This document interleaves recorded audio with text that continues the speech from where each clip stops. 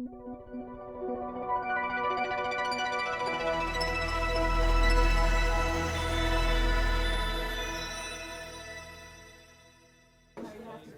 afternoon, everyone. We'll get started again. Welcome back.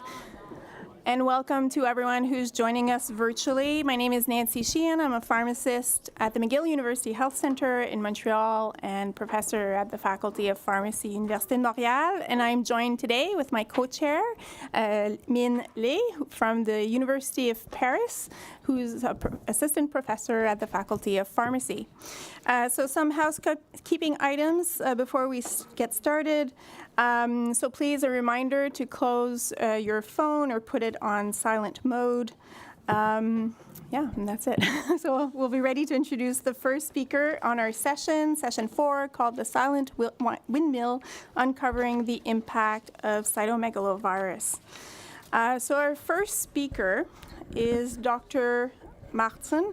Dr. Märtson obtained her PhD degree in 2021 from University of Groningen in the Netherlands. Before her PhD, she worked as a clinical pharmacist at the Tartu University Hospital in Estonia. She's an assistant professor and principal investigator of antiviral pharmacology at Leiden Academic Center for Drug Research at Leiden University. Her research group focuses on translational antiviral pharmacology, and her research topics include optimizing Ganciclovir therapy for CMV, therapeutic drug monitoring of antivirals, relating antiviral drug exposure to dose-related toxicity, and dosing in extremes of organ function and in special populations. So I'd like to welcome Dr. Märtson.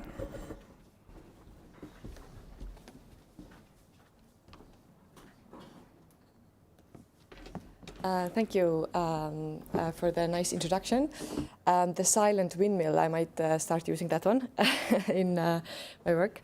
So really happy to have a session on CMV in this meeting. I hope you welcome this topic. This is one of my big passions and in my career. So today I will talk a little bit about Ganciclovir PKPD, which is the main stay of treatment, and Professor Ljungman after me will talk a lot about CMV treatment, so I will focus more on this drug. So briefly, for all the people who work on HIV and have kind of maybe do not see HIV anymore because our CMV anymore because of our HIV patients are not having this anymore. So this is a herpes virus that is highly prevalent in the adult population. So we do see IgG positivity. However, it does not cause severe disease in immunocompetent patients or people. But we do see that it's fatal in immunocompromised people. So there is still a big population of congenital CMV patients. HIV patients less so, as I said, but still that is a population that is affected by it. But the main group of population is our transplant recipients, so stem cell and solid organ transplant recipients who are having CMV disease and viremia. So what do we treat it with? Nowadays we have more drugs available. Again, for the next speaker I will not go into this, but Ganciclovir is really still the golden standard, and it's prodrug Valganciclovir for the treatment of CMV. And for many reasons, this is a really nice drug because, first of all, we do use it for quite long durations for prophylaxis. Nowadays, Letermovir is also used for prophylaxis for stem cell transplantation, and it has shown to cause significant toxicity. So in some studies, even up to 50% of patients actually show neutropenia. And that obviously causes the patients to become even more immunocompromised, even more difficult to treat. Coming to why it's nice now, in pharmacokinetic sense, it is in a way easy to study because it is almost entirely clear to the kidneys, and the protein binding is 1 to 2%. So we are mostly measuring free drug concentrations. However, there are still very scarce exposure efficacy targets. Then we have been investigating these for some time, and I'll show you where we have reached by this point in time. So this is a study from Hugh Wiltshire and colleagues that looked into pharmacodynamics of Ganciclovir, and this is an interesting study that kind of defined the AUC target of Ganciclovir for the decades to come, let's say, so because this is from 2005. And in that study, they saw less viremia with AUC of 50 in prophylactic patients. But what has happened at this point in time is that this target has been kind of pulled from this paper and doubled and used for treatment, and it's not really related to been related to treatment patients. So I have been interested in looking into this more. So this is a figure that is illegal because it has two y-axes, so I'm sorry for that. But on the left, you can see the CMV viral loads, and on the right you can see Ganciclovir concentrations. I'm not sure if this works. Yeah. But basically the idea is that time and time again, we saw in Groningen, where I was doing my PhD, that patients started to kind of show resistance CMV, or we call it refractory CMV sometimes, that they did not really, their viral load didn't really come down. It was kind of fluctuating in it was kind of fluctuating like 40,000 copies. So there was a fear of resistance, and we did not see a resistant mutations emerge. So we tried to push the dose, and because then we started therapeutic drug monitoring, and we saw that incredibly low drug concentrations were measured by, for example, for patients who have augmented renal clearance. So for several patients, we did see an effect of therapeutic drug monitoring and kind of pushing the dose higher, and the viral load would collapse until several hundred days after.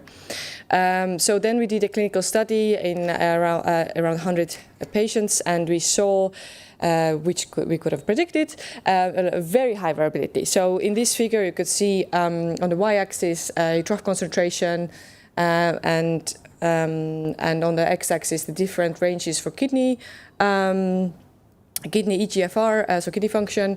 So above 120, I really can't use this pointer. Above to 120, we would basically see there is nothing there. So basically, these patients either need to be there needs to be some dose optimization happening, which we see in treatment group that the concentrations are higher, or we could debate that there is some drug probably inside the cells because this drug needs to phosphorylate.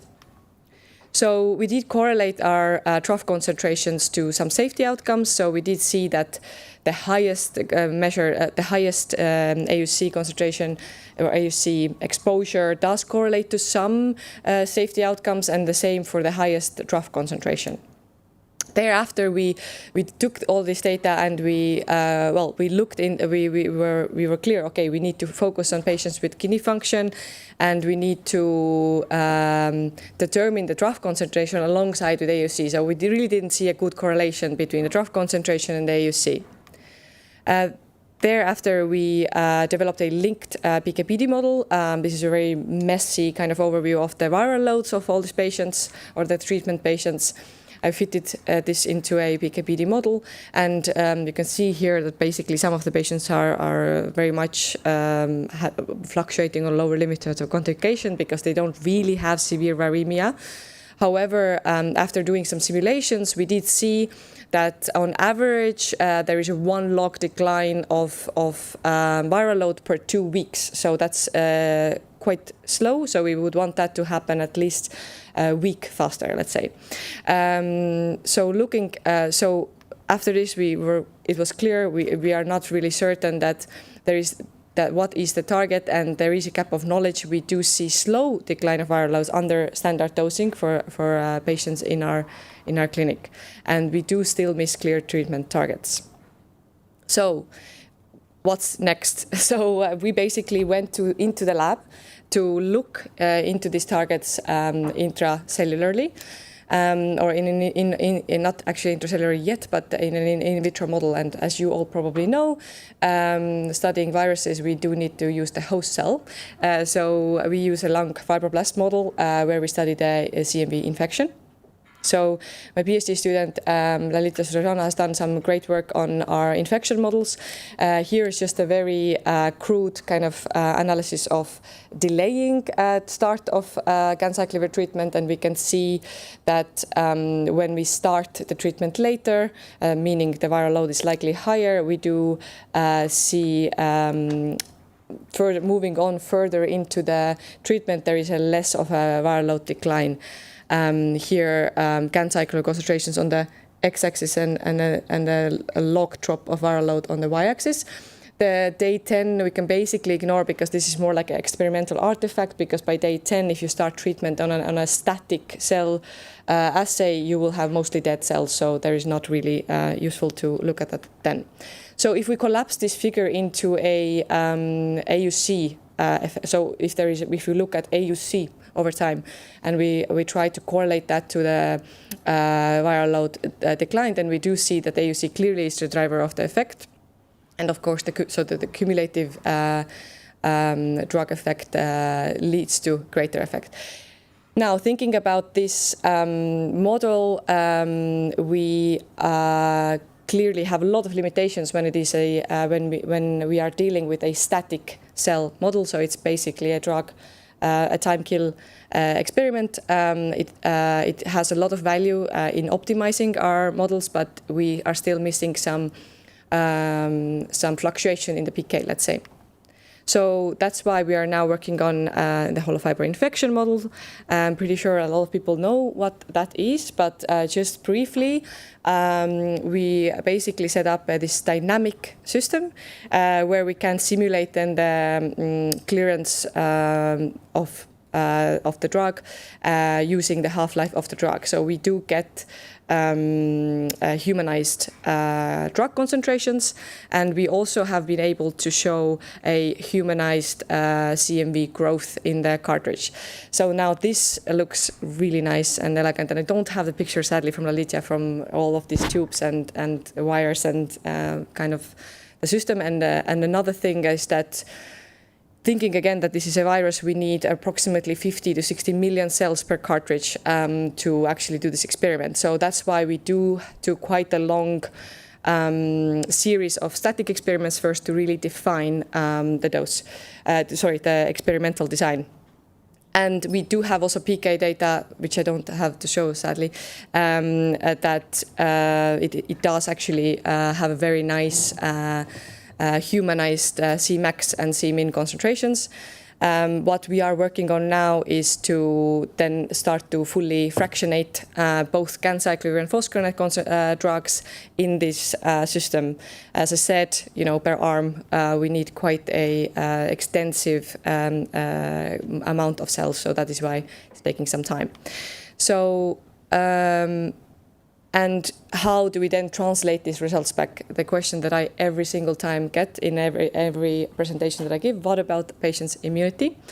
Because in CMV, of course, it is very important to take that into account, and obviously also the response of the viral load decline. And what we do is that we collaborate with clinical centers and also, of course, in Leiden University Medical Center, where we work very closely with. And we correlate these targets that we define in the hollow fiber to clinical data, and moving on, obviously we also need to start looking at the patient's immunity. What kind of immunosuppressions did the patients get? But the first very important step is to understand what kind of drug is it? Is it a Cmax drug? Is it an AUC drug? And we are really missing this for a lot of antivirals, I think. And I think that these are the first things that we really need to look at. Who will benefit from dose optimization? We still don't know. I recently was in a very nice podcast by Breakpoints. This is a Society of Infectious Disease Pharmacists in the US. And we had a really nice conversation, and actually interesting, if people are treating CMV patients, it is an interesting discussion, because in some centers what I understand is that the feeling, the anecdotal experience is that the toxicity of Ganciclovir is related more to the very long treatment effect.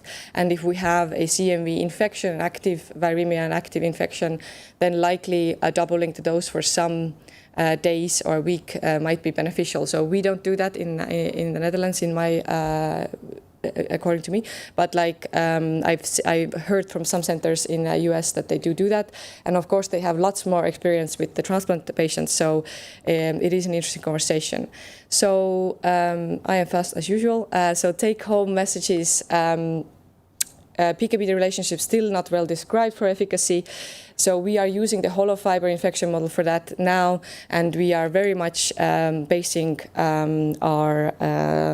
our estimations and linking that to clinical data. I don't have time to show that for now, but we are also looking intracellularly, so we are looking at the phosphorylation steps of Ganciclovir. We are also looking intracellular viral loads, so these are the next steps we are looking into. It's obviously very important for Ganciclovir as a nucleotide analog. So the AUC target that is quite broadly applied for this drug is actually known only for prophylaxis and also from kind of a post-hoc analysis type of study. The extremes of kidney function clearly will benefit for dose optimization. If you are afraid of toxicity or even not having a good enough viral load decline, then extremes of kidney function, we really see that they are having, in some sense, sometimes very limited concentrations, sometimes very high concentrations. We do recommend to measure AUC alongside with trough concentrations. And obviously, we need to consider the immunity of the patient when we treat CMV.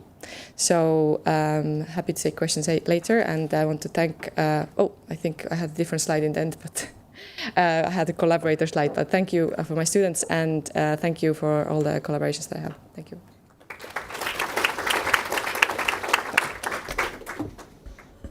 Thank you very much. So we'll take questions afterwards at the end of the two plenaries and two oral abstract presentations. So our next speaker is Dr. Ljungman.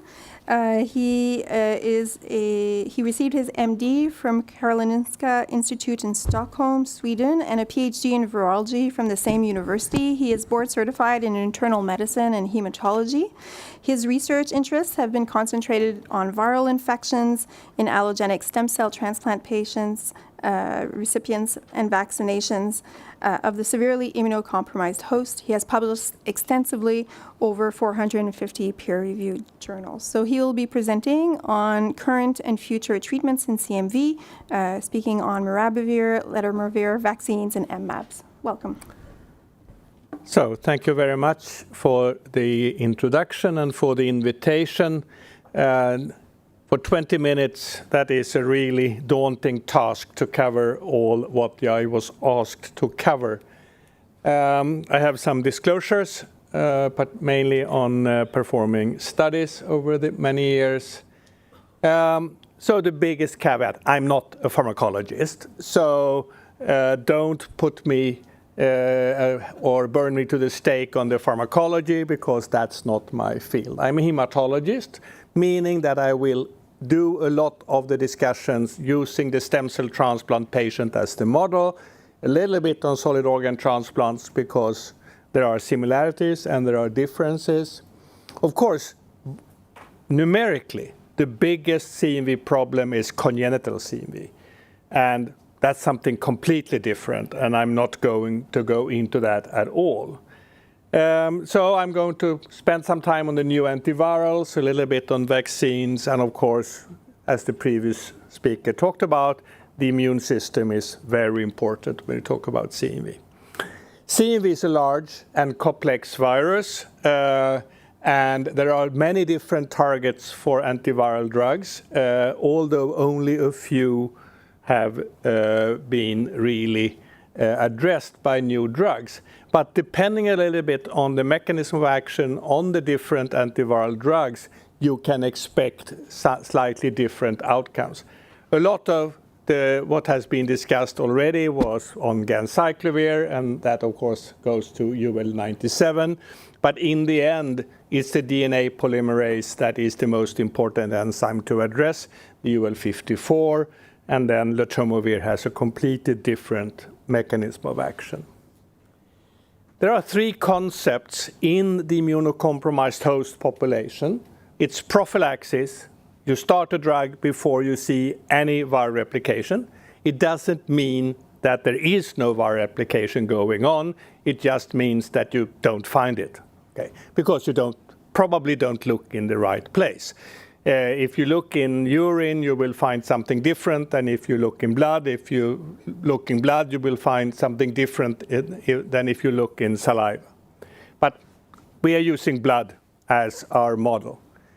We have the terminology preemptive therapy that was coined in CMV management, and that means that you start an antiviral therapy before there is any signs of disease in the patient. And finally, you have the treatment of established disease. And there is a nice correlation to viral load. And today, with quantitative PCR technology, you really can have this cut off a little bit where we are. But the individuals vary. So what is the cutoff for disease in one patient will not be the same in another patient or another immunological situation. So what's the CMV therapeutic landscape? Well, it's already in the title of my talk: antivirals, antibodies, T cells, and vaccines. And I will spend some time on all of these. And none of them exist in a vacuum. They are existing together with the patient's immune system, if you talk about immunocompromised patients.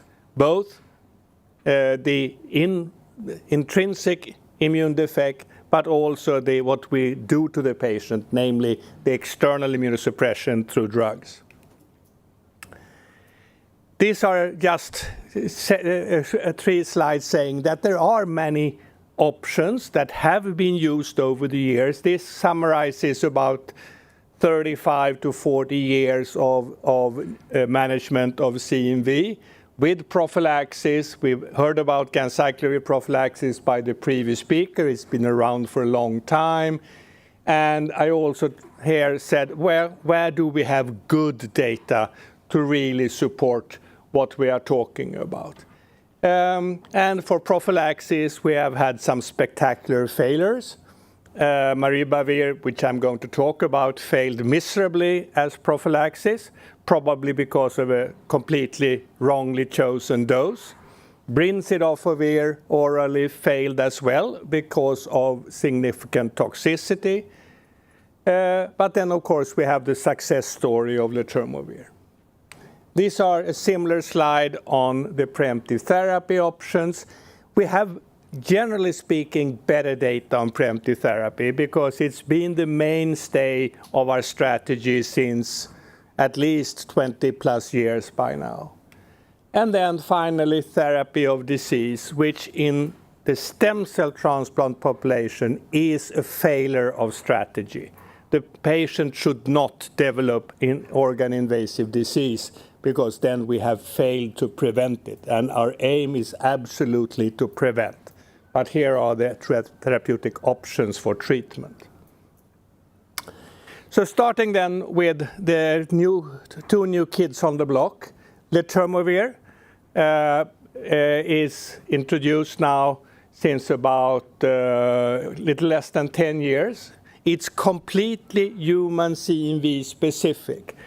If you look back in the literature, there's a lot of models with mouse CMV and rat CMV and guinea pig CMV, but Letermovir doesn't work on anything but human CMV and not on any other human herpes virus either. Not simplex, not zoster, not EBV, you name it. It is a terminase inhibitor, so it's very late in the replication cycle, meaning that there is some DNA synthesis going on early on in the virus replication cycle, and the sensitive PCRs can detect that DNA synthesis when cells lyse, and that is not necessarily a failure of the drug. There is no cross-resistance to other antivirals, which of course is nice.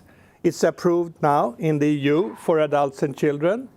It's available both oral and IV, and it has actually a quite mild toxicity profile, a little bit GI, and I will get back to interactions. Here are for you as pharmacologists and pharmacists, this is of course the bread and butter, where does this drug work on various enzymes. The most important is the effect on the PGP that has an effect on cyclosporine concentrations. So this is what we are dealing with. We are dealing with that the Letermovir increases the exposure of cyclosporine, tacrolimus, and sirolimus, but not on MMF.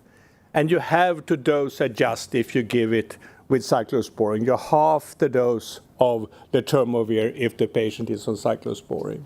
There is some effect on voriconazole and isavuconazole, but nothing on posaconazole.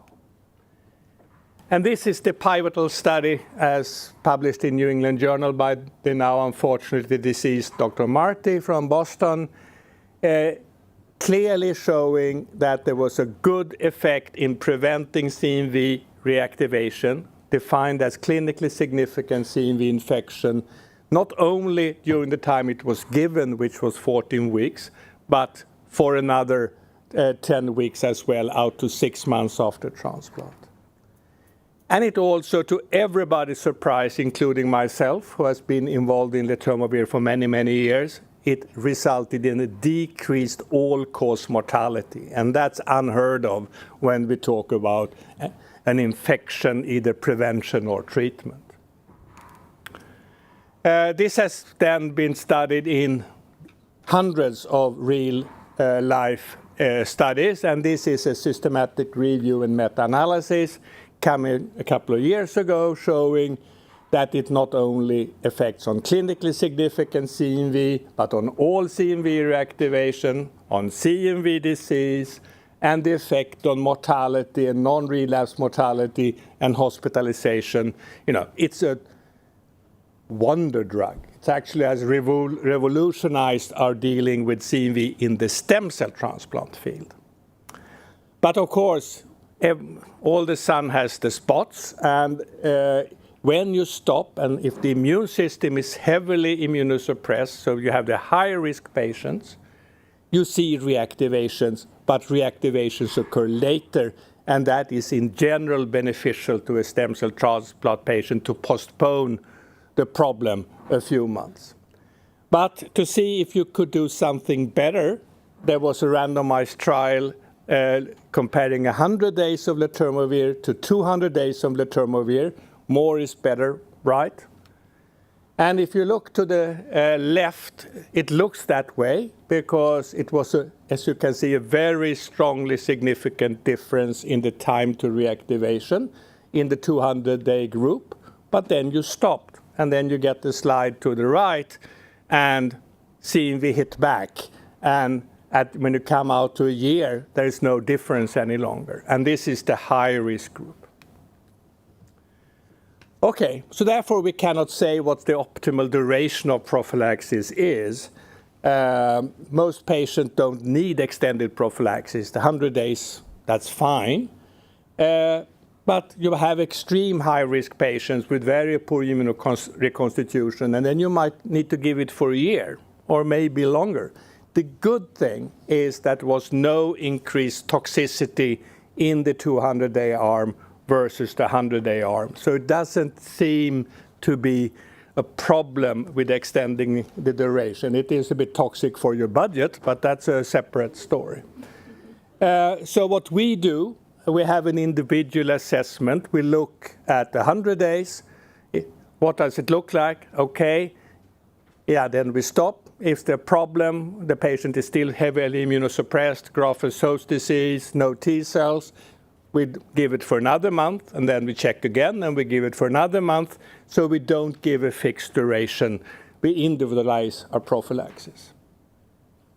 It was also approved for kidney transplants in the donor positive, recipient negative, and this is the pivotal study showing no difference to Valganciclovir, but if you look at the curve to the bottom right, there is a big difference in neutropenia, which was what was described by the previous speaker as the main toxicity of Ganciclovir. Clinical efficacy the same, but less toxic. So who should then get or not get Letermovir? Well, it is seropositive patients. It's not approved for a positive donor into negative recipient in the stem cell transplant situation. It's not indicated for any CMV seronegative patient. There's currently no indication in any other solid organ group than in the kidneys, and it should not be used for antiviral therapy because of the risk for resistance. Then we have the other new drug, that is Maribavir, which actually is not that new. I heard about it 15, 20 years ago when it came out in the HIV population, and it looked interesting from the beginning. It works on the UL97 like Ganciclovir, but with a different mechanism. It doesn't pass the blood-brain barrier, which of course is important. It's improved in the EU for adults, in the US from 12 years. It's only an oral drug. Again, a nice toxicity profile, a little GI, taste disturbance, but nothing significant in renal, bone marrow, or liver toxicity. But it is like, it has a resistance problem. This is the pharmacological effect of Maribavir. A little bit similar, but I would say milder as a interaction drug than Letermovir. Again, cyclosporin, tacrolimus, and sirolimus, but we do therapeutic drug monitoring on those anyhow, right? Not a big issue. And this is the pivotal study. And the pivotal study is on 4 times the dose for therapy of resistant refractory CMV compared to the failed prophylaxis study. And it is compared to its investigator-assigned therapy. So it was an open-label randomized study. And as you can see, 2 things from this slide. It's more efficient than the alternative, but you give it for 8 weeks, but when you stop, quite a lot of patients relapse in the CMV again. This is the side effect profile. It's much better than foscarnet when we talk about kidney toxicity, much better than Ganciclovir when we talk about bone marrow toxicity. No bother about that. It's a very nice drug from a side effect profile. But here is the big problem with Maribavir, and this is the pivotal study looking at resistance. And at baseline, there was a rate of 1.7% resistant strain. At 8 weeks, or at Maribavir was discontinued, it was 25% resistance. And in those who don't respond, 48% had resistance. And in those who responded temporarily and then rebounded in viral load, it's 86% resistance. So it is a drug that has to be used with some care. It has been used in frontline preemptive therapy. It is against Valganciclovir. Both drugs should be given for 8 weeks, which is a bit strange design because we never give Ganciclovir or Valganciclovir for 8 weeks. And it was designed as a non-inferiority study, and it failed. It was inferior to Ganciclovir on efficacy. Partly because of resistance. It was much more resistance, but not as high in the therapy. And it gave less bone marrow toxicity as expected. But 56 days of Valganciclovir for preemptive therapy, our median when we use it is about 20 days. So it's very long therapy. So this was a strange study. I represent the European Society for Blood and Marrow Transplantation. We have our office just across from the Leiden Medical Center. I was there earlier today. And this is our clinical experience in the EBMT in a retrospective study on Maribavir. So these are the patients that was presented at the European Hematology Association earlier this year. And these are the indications for Maribavir use. And this is the summary. 71% had a successful treatment. So, it works, but it has, as I said, you have to use it with care. And the reason was stopping, you see below, a little bit of response on rebound and some other issues. Pediatric use, Letermovir is approved down in the EU from 5 kilograms in the stem cell transplant population. And I think it's 6 kilograms in the US. And Maribavir is approved from 12 years in the US and not in pediatrics in Europe. Then a few words in the end on other things. Immunoglobulin is, of course, a big discussion. It's the most expensive, most poorly studied drug, in my experience in hematology. But here we have standard versus hyperimmune. There have been absolutely no controlled trials over all these years. There are case reports, small case series, mainly retrospective.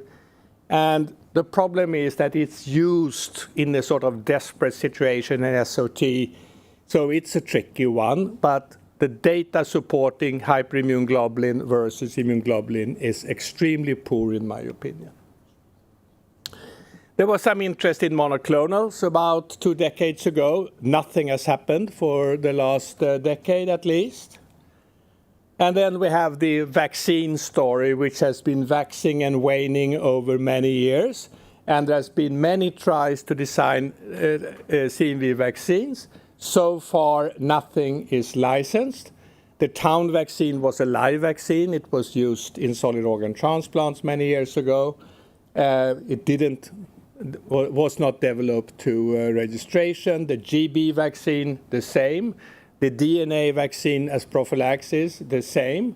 We have now 2 vaccines, what's called the triplex vaccine being studied now in liver transplant patients, and the mRNA vaccine, which is being studied in healthy young women to see if we can prevent a congenital CMV and a little bit in stem cell transplants. We can think about some situations where these vaccines could be used, and this is the stem cell transplant situation.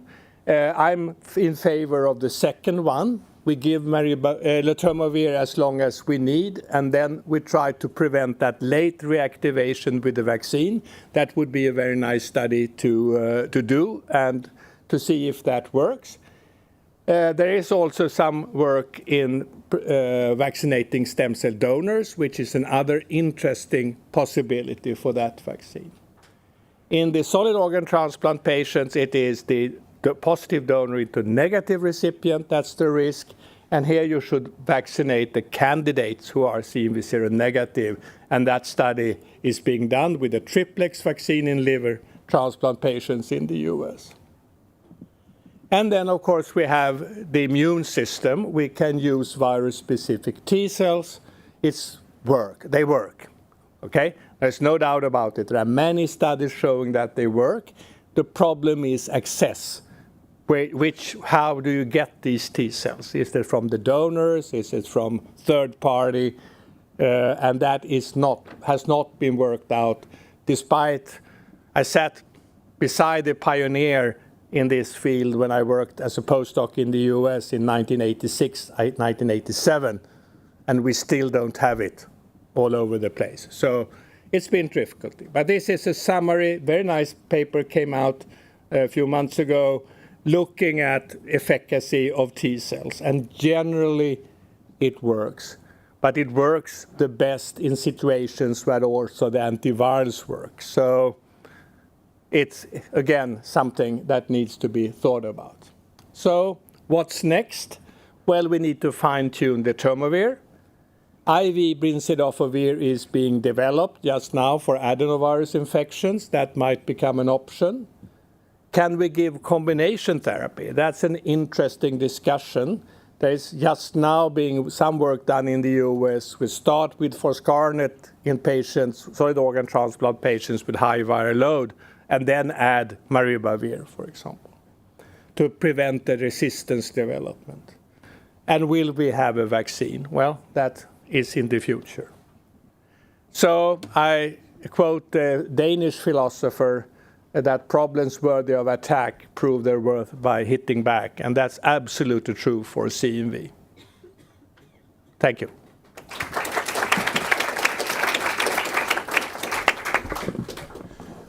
Thank you, Professor Ljungman, for this incredible presentation on and review on the CMV treatment. We will now move on to the oral abstract presenters. We would like to invite Suzanne Wenker from the Leiden University, who will present the target attainment of Valganciclovir prophylaxis against CMV.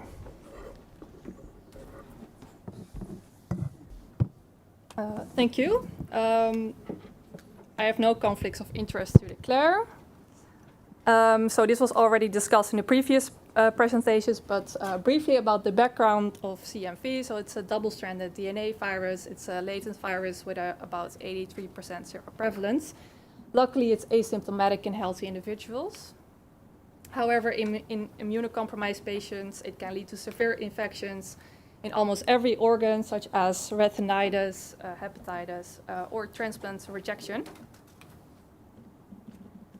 Therefore, Ganciclovir or Valganciclovir is often used for immunocompromised patients, especially transplant patients, such as kidney, liver, and stem cell transplant patients. As also mentioned before, this drug has a common severe side effect, which is neutropenia, however. The current dosing of Ganciclovir is 5 milligram per kilogram once daily intravenously, or Valganciclovir 900 milligram once daily orally for prophylaxis. This drug is renally cleared for 80%, and therefore the dose is adjusted based on eGFR. However, there are some concerns with the current dosing regimens. As I mentioned before by the Anne-Grete, there's a slow decline of viral load seen on standard dosing regimens. Furthermore, Ganciclovir is a relatively old drug registered in the 80s, and during the registration there have been limited exposure efficacy studies performed, and also since then. And for the Valganciclovir dosing was based on reaching similar AUC values compared to Ganciclovir. We also see a high interpatient variability in pharmacokinetics. The patients use a lot of co-medications and frequently have impaired kidney function. Therefore, sometimes therapeutic drug monitoring is done to prevent treatment failure, resistance, and toxicity. And the target for prophylaxis that is often used for TDM is reaching an AUC above 40 to 50 over 24 hours. So the aim of my study was to investigate the target attainment of current standard Valganciclovir dosing in prophylaxis for solid organ transplant patients. The data set I used consisted of 155 patients, 46 women and 109 men. The average age of the patients in the data set was 45 years. The average kidney function was 67, and the average weight was 78 kilogram. So these patients were on Valganciclovir prophylaxis, and this dataset has previously been published to compare Valganciclovir to oral Ganciclovir pharmacokinetics. I created a POP-PK model of this data in Monolix, and there was an average of about 5 drug concentration data points per patient over 2 dosing occasions. So this was the model is shown here. This works. So here you can see the structural model with the volume V1 representing the central volume of distribution and V2 the peripheral volume of distribution. So it was a 2-compartmental model. And the inter-individual variability was partly explained by adding covariates on random effects, because the inter-individual variability on clearance dropped from 39 to 21% after adding the covariates weight and eGFR, and the inter-individual variability on central volume of distribution drops from 92 to 52% after adding the covariates sex and weights. So this could explain a bit of the inter-individual variability, but there's still some left. So this is why therapeutic target monitoring is potentially a good idea for this drug. And the error model used was proportional.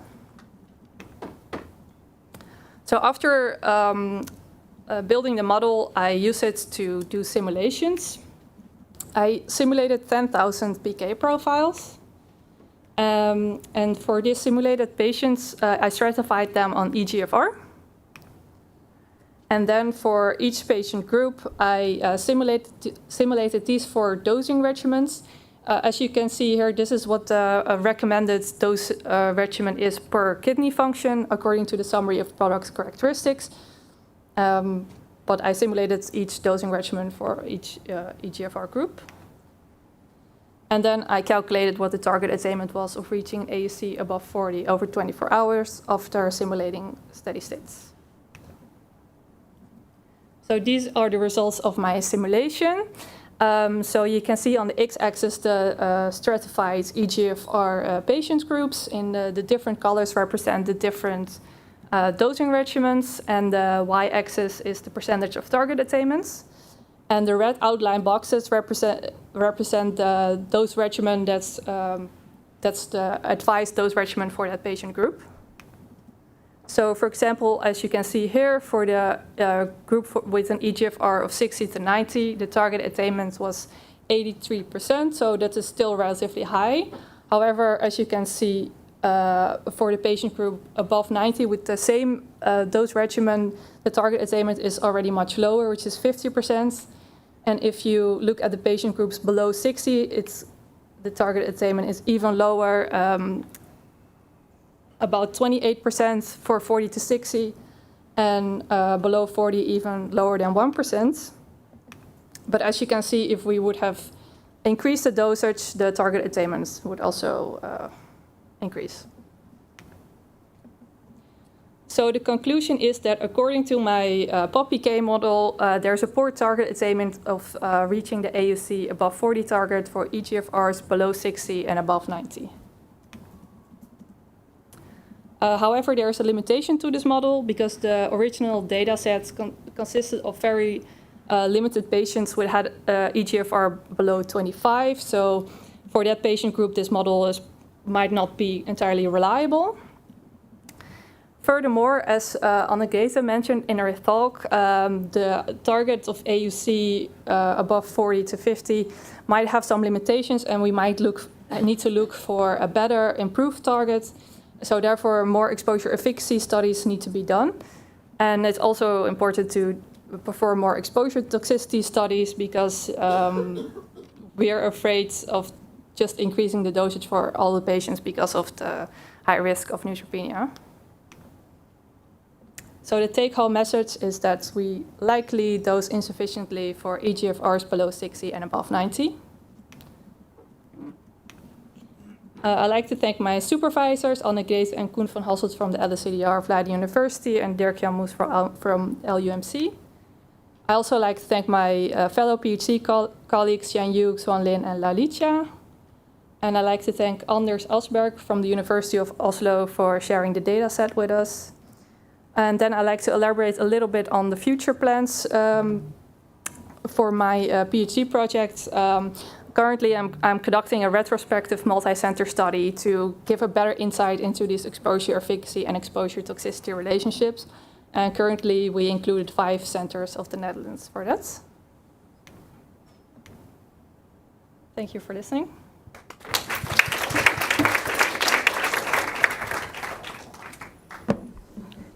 Thank you very much. We will now move on to the next presentation, and we will welcome Willow Chernoske from the University of Washington, who will present an enzymatic assay for rapid and minimally instrumented Ganciclovir triphosphate monitoring in infants and with congenital CMV. Awesome. Hello, everyone. Thank you for having me. First, a quick conflict of interest declaration. So we've seen from the previous talks that Cytomegalovirus, or CMV, is a very common opportunistic infection, 40 to 100% seroprevalence in adults. This graph here is specifically showing seroprevalence in women of reproductive age. I'm going to specifically talk a little bit about congenital CMV. So 1 in 200 babies is born with CMV. 10 to 20% of those are symptomatic. Congenital CMV is actually the #1 cause of childhood hearing loss that is non-genetic. And it can also cause symptoms like developmental delay, vision loss, seizures, and even death. We've talked about it before, there are currently no approved vaccines for CMV, even though we've been trying for a really long time, and there's no cure for the disease. The first-line drug for congenital CMV is Ganciclovir, or its oral prodrug Valganciclovir, which works by entering the cell and getting phosphorylated by viral-specific and then host-specific kinases, and then inhibiting the viral polymerase UL54 as a nucleotide analog. It's really important to dose this drug optimally. As with all drugs, if someone has too little drug in their system, it can cause virological failure and create a breeding ground for drug resistance. If you have too much drug in your system, you can have toxicity or other side effects. We talked about the fact that Ganciclovir has a really high inter-individual variability. This is especially true for infants and pediatric patients. We see less than half of infants and pediatric patients on Ganciclovir receiving adequate exposure to the drug, with about 30% being underexposed and 25% at least being overexposed with significant toxicities. Now, therapeutic drug monitoring, some studies have been done with therapeutic drug monitoring of serum Ganciclovir, which has had mixed results. But we have seen a relationship between the active triphosphate version of the drug, Ganciclovir triphosphate, and neutrophil toxicity.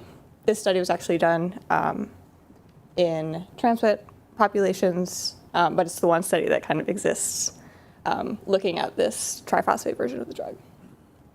And this data together suggests that therapeutic drug monitoring of Ganciclovir triphosphate specifically may be beneficial. Importantly, the graph shown on the right, no relationship was seen between serum Ganciclovir and neutrophil toxicity or other metabolites of the drug. What currently exists is liquid chromatography tandem mass spectrometry, or LC-MS. It's the only method to measure Ganciclovir triphosphate. And this method is time-intensive, labor-intensive, and requires costly centralized equipment. Thus, there's an urgent need for more accessible Ganciclovir triphosphate monitoring tools. Now, one method for measuring the active versions of drug that require a little bit less processing than LC-MS are enzymatic assays. Earlier versions of these assays are limited by the fact that they use radiolabeled DNA and are measured in PBMC sample matrices. Taking inspiration from this work, the Olin-Raju lab has developed the reverse transcriptase activity CRISPR assay, or the reactor assay, that enables the detection of reverse transcriptase inhibiting drugs, specifically NRTIs or NNRTIs, based on the levels of DNA synthesis by reverse transcriptase. The way this works is that with low drug levels, DNA can be fully synthesized, and we can measure that using a CRISPR-Cas12 enabled readout, which will bind to the fully synthesized DNA and trigger collateral cleavage of fluorescent DNA reporters. Whereas in high drug conditions, DNA synthesis is inhibited by your drug, Cas12 is not activated, and you're not getting any fluorescence, which allows us to measure drug levels by proxy by looking at the level of fluorescence intensity generated with our assay, as seen here. An interesting thing about reactors that it can also be adapted for lateral flow assay detection, which my colleague Carrie will talk about more tomorrow. Reactor was originally developed to measure HIV drugs because it does measure the synthesis based off of HIV reverse transcriptase. But interestingly, evidence also suggests that Ganciclovir triphosphate inhibits HIV-RT alongside its canonical target UL54, which is valuable because UL54 is not commercially available. HIV-RT is much easier to source. And we already have this RT-based assay up and running that can be modified for use with Ganciclovir. With a bit of optimization, I was able to GIT reactor to measure clinically relevant ganciclovir triphosphate concentrations. These are spiked in buffer. To the left, you can see the fluorescent amplification curves of the assay over time. And then looking at one analysis time point at 60 minutes, the enzyme inhibition curve is shown on the right, showing that the dynamic range of our assay is overlapping with the clinical range of ganciclovir triphosphate in infants with congenital CMV. We also wanted to validate this assay in clinical samples because buffer is great, but clinical samples are better. We collaborated with Dr. Joseph Rower from the University of Utah, who helped run the randomized controlled trial of Valganciclovir for cytomegalovirus infected hearing impaired infants, or the Valganciclovir study, where he measured ganciclovir triphosphate concentrations in dried blood spots of infants in this study. And he was gracious enough to give us some of these dried blood spots for testing and comparing to gold standard LCMS measurements. To process dried blood spots, for our assay, we punched dried blood spots and eluted them in water, added proteinase K, did a few incubation steps, and quickly spun down on a microcentrifuge. We then took the supernatant of the drug, of the blood-containing drug, added it to the reactor assays, and read them on a fluorescence reader. This is the enzyme inhibition curve for spiked DBS. You can see that there's a very similar curve between buffer and spiked dried blood spots. And the dynamic range of our assay is still overlapping with the clinical range of ganciclovir triphosphate seen in the Valganciclovir study, specifically at the higher end of this range where toxicity may be a concern. Finally, we saw a correlation between the reactor fluorescence and the LCMS-MS ganciclovir triphosphate concentrations measured by our collaborators. Next steps will include shifting the enzyme inhibition curve of our assay to improve sensitivity and be able to distinguish between lower drug concentrations. And we know from previous work that we can shift variables like DNTP concentration and template length to achieve this. We also want to expand to other clinical use cases like transplant recipients. And we're lucky enough to be situated very closely to the Fred Hutch Cancer Center and have clinical collaborators that work closely with these populations. Finally, we'd like to validate the assay on a portable reader to improve clinical utility. I'd like to thank everyone in my lab, my collaborators, and our funders. Thank you.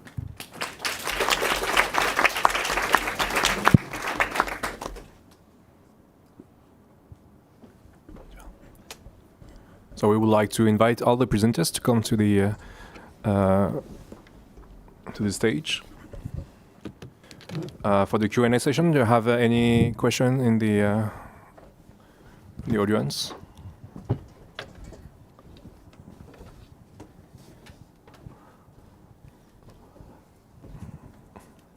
Okay, maybe I will try to initiate some. Oh. All right. So first of all, I really enjoyed all of the presentations. So this is directed towards the exploration of AUC and the viral dynamic modeling with CMV. And there's a question sort of inspired by Hartmut Derendorf. And I'm just curious if you have explored other metrics of exposure that maybe have a more direct relationship with the modulation of viral dynamics. You benefit, the AUC correlates because the dose is always given the same way, so the shape of the curve is going to look the same, but it doesn't necessarily have a physiologic or pharmacologic dynamic kind of correlate. So I just wondered if you could comment just on the approach. Thank you. Thank you for the question. So we do look at the EC90, EC50s as well, and we try to, but these are again difficult to sometimes translate to the clinic. So we do calculate the EC90 from the clinical data, and we try to correlate that to the AUC. But for that, what I see is that we need quite rich data. But I've been thinking there could be other things. There could be the viral AUC as well. the viral load decline you see that we could correlate to exposure, and also of course indeed like Cmax and over EC50 or EC90 for example, or triplicates of EC90, etc. So there are definitely other targets there. Yeah. Yeah, I like the triphosphate analysis, and I'm looking forward to the work that you're going to do with my good friend Michael Buck. So, but there's one thing that we haven't discussed except very briefly, and that when we have talked about resistant CMV, and that is that all CMV strains are not the same. If you have spent some time in the virology laboratory in the old bad days when we used cell culture, you could see that the clinical isolates behaved very different even if you tried to control for inocular size. So some strains were extremely quick in destroying the fibroblast monolayers. Others could smolder around for quite a while. And so replication rate is not only depending on the immune system of the individual, which is complex in itself, but also on the wild type strain. And this is not, it's very difficult to study, but each of us that are CMV seropositive probably have been infected more than once and have more than one strain that can reactivate, making this modeling extremely complex. Maybe the difference is the congenitals. They presumably only have one infection because they haven't had time to have more than one. But I might ask a follow-up question to that. So I think you were suggesting, like we do in HIV, an inhibitory quotient with the denominator being your IC90 or IC50. And I imagine we'd want to have patient-specific or virus-specific IC50s or IC90s. Are these phenotypes done anywhere currently in clinical settings? And what would be the delay to have an actual value to be able to measure these IQs or calculate them? I don't think they're done clinically, no, absolutely no. And I think it's really hard to do it. So you would have to use like a population average value, and then you would have to like kind of hope for the best. But I do agree with the strains comment. We do see that in the lab. There's actually dedicated labs that work on molecular virology that only work to stabilize these strains to work in cell culture because they're very hard to work on. So yeah, I clinically no. I also don't see it happening because every single cell culture and experiment will give you a different EC50 value. So it's if you go to literature, you will see lows and lows of difference. I'm sure you see this in HIV as well. Yeah. And all laboratory adapted strains are useless for the purpose. Yeah.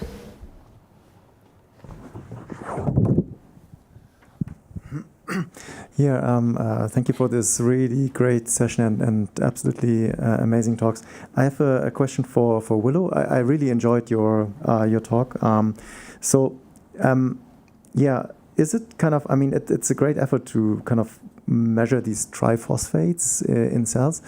Do we know a little bit how they correlate between different cell types? Because I guess DBS, that's not like the natural kind of target cells for CMV. I don't know, but I'm not an expert. But maybe, do you know something already there?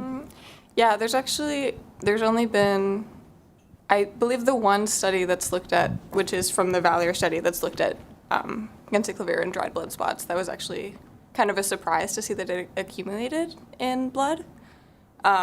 We do see, I believe the clinical range, actually I don't think there's not that much data on the clinical range specifically for congenital CMV. I think that the clinical range in PBMCs for like adults taking Ganciclovir for prophylaxis is pretty similar to that seen in dried blood spots from my study, but there's very limited data in the field. So, if you go back in his virology history for CMV, that's probably what you see is monocytes. because that's the primary cell in peripheral blood that gets infected by CMV. You can infect very early bone marrow progenitors as well, but whether or not they will allow complete replication is still a little bit doubtful, but monocytes clearly. Otherwise, the probably best model, but not that easy, is endothelial cells. Fibroblasts they work, but they are so and so.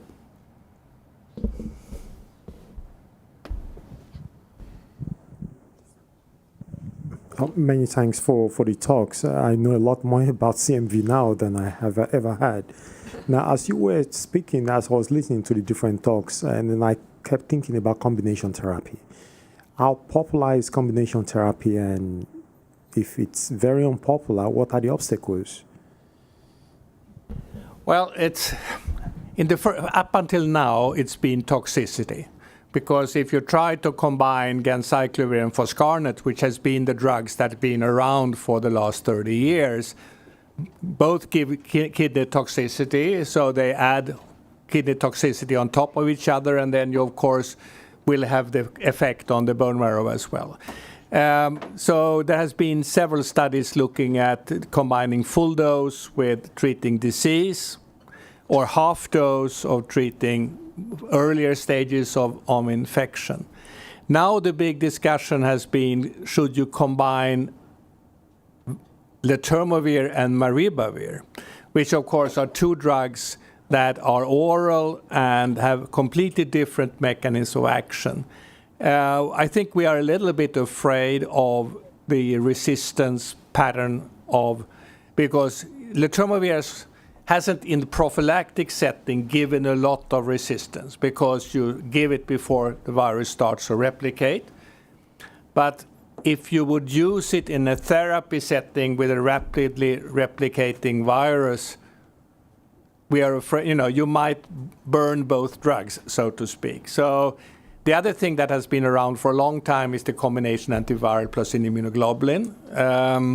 That's also weak data that it works. But, let's see. I hope we can get further. As I said, there is one definite strategy which is recommended in the most recent CMV guidelines for solid organ transplant patients is that the resistance for Maribavir is highest, the risk if you have a high viral load and a rapidly replicating virus. So one idea that they are testing is to give Foscarnet, which is very effective in stopping viral replication quickly, starting to drop the viral load, and once the viral load is on the way down, go in with Maribavir to counteract the resistance. So I think that's the probably most promising combination therapy as we have today.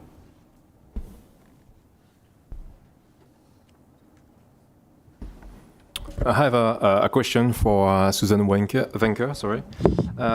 You talk about the PTA for patients having eGFR above 90 that had approximately 50% probability. Do you think that we should increase the dose already, or probably have a twice daily regimen of 450 twice daily, or what would you recommend today for these patients? It's quite difficult to really give a recommendation yet on the data, but the data does seem to suggest that we probably need to increase the dosage eventually. But that's why we want to. I'm going to do like this retrospective study, so we get a better insight into this like exposure efficacy and exposure toxicity relationships, because it's given for prophylaxis, we're also concerned not to give too high doses because of the toxicity. So for now, yes, I think maybe like therapeutic drug monitoring is, for example, an option for also lower kidney functions, which I know they do at LUMC right now for patients with low kidney functions. They perform TDM because they also see a low AUC in those patients. But hopefully we will get more insight into this in the future. Thank you. And concerning the toxicity, do you have any threshold you can advise us for the AUC or? I haven't found a good study has like where there's like a target for toxicity yet. So hopefully we will get that. I don't know if you can. No, there is no. I think what you said in your presentation is probably, at least for the bone marrow toxicity, is the duration. Yeah. Probably duration of exposure might even be more important than the AUC or the Cmax or whatever. And that we see when you have to repeat. You know, of course, the bone marrow transplant, which I've been working with for many years, is very sensitive to bone marrow toxicity, and there you clearly see the effect of duration.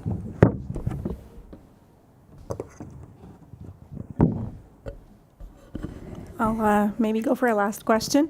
With therapeutic drug monitoring, it can be very difficult to get an AUC if the patients are in an outpatient setting, especially maybe with solid organ transplant if they're already back home. Are there any models to simplify AUC calculation with just a few samples for Ganciclovir? I mean, I guess if you have any validated population PK model and you use model-informed precision dosing, you don't need more than one sample if it's a well-behaving PK model. So in Groningen, what we did see is that we don't really need many samples, but we see a well-performing model, so it is predicting for those patients. But I think if you have a patient at home on oral Ganciclovir or Valganciclovir, sorry, I'm not sure that TDM will, I don't know, like maybe, but it's probably more in an acute setting, more in a real true kidney failure setting. I'm not sure if those patients are at home actually. Some of them might be, of course, the really low ones you would want to monitor, but... I might have misunderstood. Yeah. I thought the 40 to 50 target for AUC yeah, is for prophylaxis. Yeah, no, that is for like universal prophylaxis. Yeah, that is absolutely true. But like, I guess if you start in the hospital, it's kind of you start to monitor and you see how they go on with it, and it's almost easier to start with the TDM then. We do have quite a few patients on the TDM on prophylaxis at home as well, but not as much as you see when they start in the hospital actually. But usually, if you have a good performing PK model, you can take the sample anytime technically. Yeah. Do you have any experience with TDM of Letermovir? Are you doing it? Do you think there is any future? Because there is some controversy about the utility of TDM for Letermovir. I mean, I can see some, you mentioned the drug-drug interaction definitively, but if we are, wanting to look at, efficacy and stuff like this. The experience is pretty robust in very large number of patients now. I think there are two issues. One is there are some drugs, rifampicin, for example, which we have never combined. We have never had to do it, which basically can wipe out the Letermovir concentrations, and then you get the prophylaxis failure. Going up in Letermovir concentrations doesn't seem to be particularly toxic. So I don't see it as a broad application, but I don't know. You are the pharmacologist here. I'm not. We don't do it. I don't think we have missed it. Okay, and Maribavir has an even greater dose range. We gave prophylaxis on 200, and phase 2 study went up to 1600 milligrams per day without additional toxicity. So it has enormous therapeutic range.